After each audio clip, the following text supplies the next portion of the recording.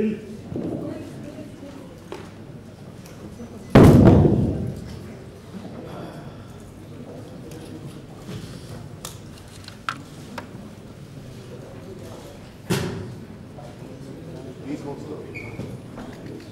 afternoon, ladies and gentlemen of the media. I welcome you to this interaction. As is usual, we will begin with brief opening remarks by the two ministers. Subsequently, they have agreed to answer a few questions. I now request Shri S.M. Krishna, the External Affairs Minister, to make his opening remarks. Your Excellency, Foreign Ministers, Dr. Ali Akbar Salehi, friends of the media. I have just had an opportunity to interact with His Excellency Dr. Ali Akbar Salehi, the distinguished Foreign Minister of the Islamic Republic of Iran. Dr. Salehi is on his first official visit to India. However, such are our cultural, linguistic and civilizational links that it is widely held belief amongst us that no Iranian can be a stranger in India, just as no Indian can be a stranger in Iran. Our monuments, language, cuisine and literature are all evidence of our rich, shared heritage. As you are aware, Iran is set to assume the chairmanship for the non-aligned movement in August this year.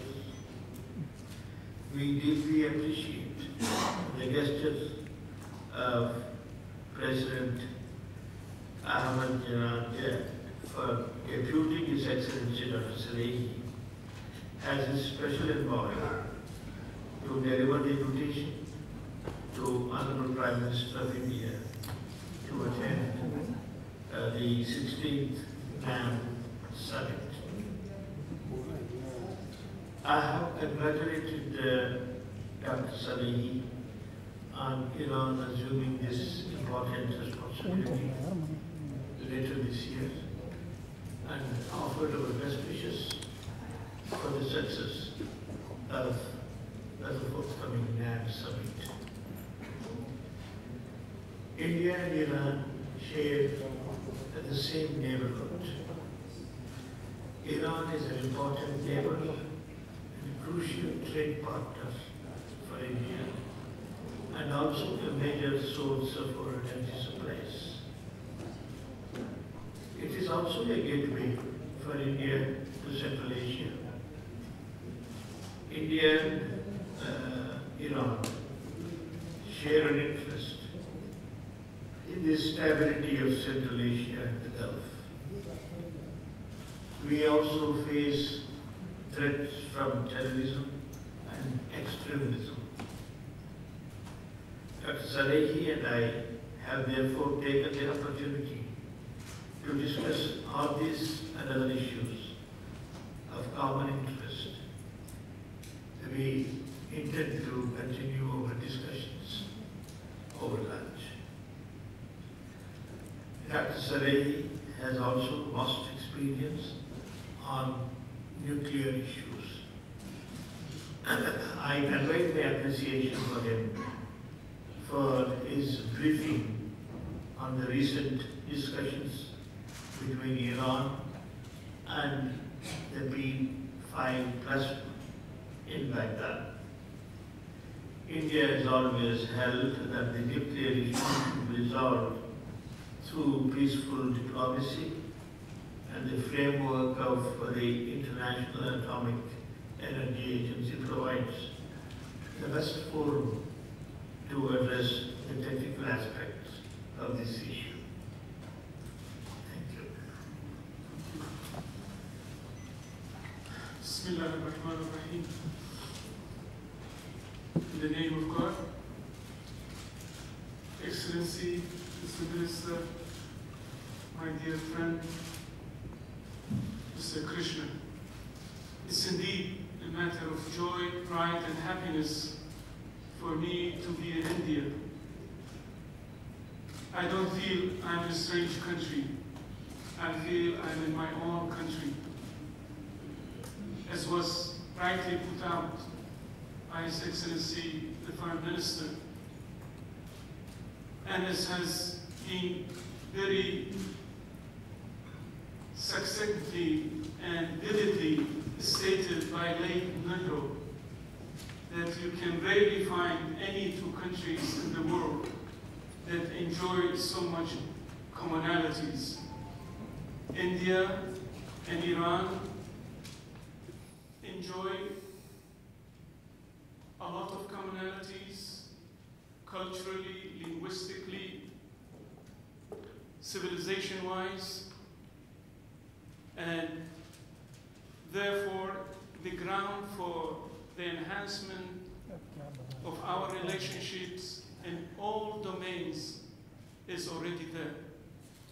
We intend, and this is the will of the officials of the two countries, to build a strong foundation on this background. I'm happy to be in India, and I'm honored to deliver the message of our President to His Excellency, the Prime Minister of India, inviting him to attend the non-aligned movement, which will be held in a few months from now. India being a forerunner and a founder of the non-aligned movement, a movement that probably now has its most important, I would say, presence in offering a platform for most of the developing countries to reflect their views, to demand their rights in the international arena. The non-aligned movement is the united voice of 120 developing countries that can express themselves in a world where we see a lot of injustice, and we need a voice that would speak for justice, for fairness, and for equal sharing in the management of this world. So we discussed with His Excellency a number of issues of mutual interest. We will be continuing discussing the issues of mutual interest. We decided to hold the 17th Joint Economic Commission soon in Tehran. Our trade with India stands now at about $16 billion, but this is not proportionate to the potentials of these two countries. We are hoping and looking into ways and mechanisms of raising this level of trade between India and Iran. There is so much India can offer to Iran, and Iran, I would like to stress here, is a reliable partner of India, is a reliable source of energy for India. India is an emerging economic power, and its energy demands is ever increasing, and they should look for resources that are reliable, and Iran is a reliable source for that matter. Iran will remain a reliable partner for India. We have enjoyed in the past very good relationship. Our relationship now is very good, and we hope that we enhance further these bilateral relationships. Thank you. The two ministers have agreed to answer a few questions. The first question is from Ms. Devi Rupa, New Indian Express. Sir, the question is to both the ministers. So the West Asian region has been currently the focus of intense global attention, but NAM's voice has not been heard so far. Do you think the movement has any relevance at all, and do you think you can find a common voice on issues like Syria?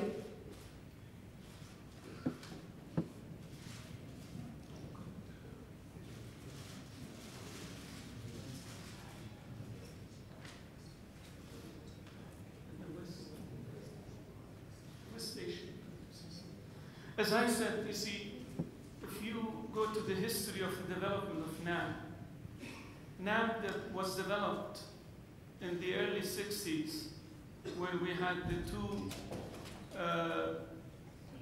sources of power in the world, the West and the East. And there were countries that would have liked to be independent and not to be part of any of these, of the past two powers, the superpowers at the time.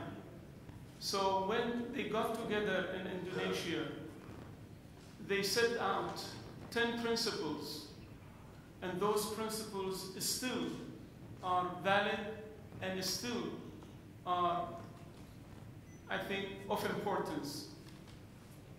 The importance of NAM for especially countries in West Asia, as I said, lies in the fact that it could constitute a proper platform for expressing the joint views of these countries, and it is a platform that also could be utilized if it were only for political purposes that it was introduced, but now it could look into other aspects of interrelationships between the members of NAM, aspects of economic cooperation, aspects of trade cooperation, scientific cooperation, cultural cooperation.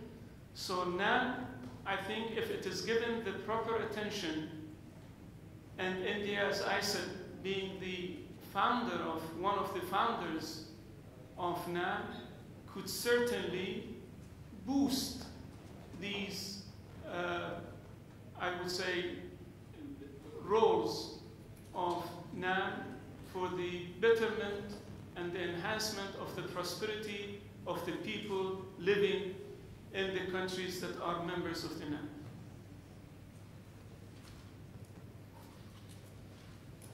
Well, NAM has been a very relevant factor in the context of today's geopolitics. History has shown that non-aligned is an idea and that it evolves over a period of time depending upon various currents and cross-currents on a pan-global scale. But the idea does not fade. India, one of the chief movers and shakers of the non-aligned movement, right from the beginning of Pandit Jawaharlal Nehru, then Air Marshal Tito and President Sukarno. I think till today we have gone a long way in strengthening the non-aligned movement. The world has changed and the challenges have grown more complex. Yet the systems of global governance, whether in the UN or the international financial institutions, have not kept pace either with the growing interdependence of nations or with contemporary realities. Though we have a global economy of sorts, the global polity does not represent the hopes and fears and aspirations of the majority of the people in the world. the relevance of NAM is of greater value today than ever before. Next question is Mr. Ranjit from Navbharat Times. My question is addressed to Mr. Krishna. US has imposed unilateral sanctions on Iran. Is India respecting US sanctions by reducing oil imports from Iran?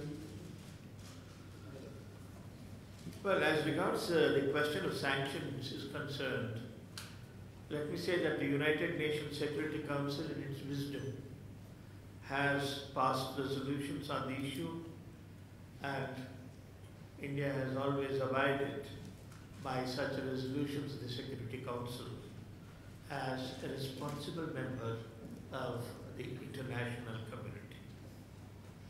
As far as other sanctions, those decided either unilaterally or regionally, we are aware of such measures.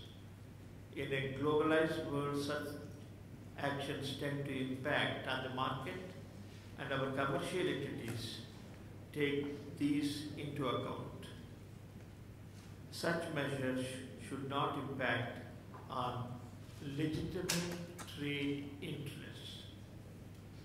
With respect to our energy, we are dependent on imports to meet the bulk of our requirement. Given our growing demand, it is natural for us to try and diversify our sources of imports of oil and gas to meet the objective of energy security. In this context, Iran is a key country for our energy needs, and it remains an important source of oil for us. Last question, Ms. Parul Chandra, Asian Aid. My question is for Dr. Salehi. There was this attack on an Israeli diplomat in New Delhi in February this year, and Israel accused Iran of being behind the attack. I'd like to know your reaction to this, and will Iran cooperate with India in the ongoing probe into the attack? You see, being a nation with 3,000 years of written history, a nation that has introduced civilization into the world, good governance into the world, a nation that has produced so many poets, a nation that speaks of ethics, and it has based all its life on ethics. We have been accused so many times over so many things. I was joking with a friend. I said even the tsunami in Indonesia the blame be put on Iran. And it was just a few months ago that there was another blame that Iran was intending to assassinate the ambassador of Saudi Arabia in Washington. What happened? I would like to ask the press to go and see what happened to this accusation.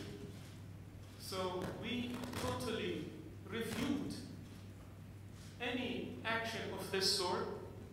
We, at the same time, would like to put on record here, when the Israelis themselves, the Zionist regime, they expressed just a few days ago that they are introducing all these, these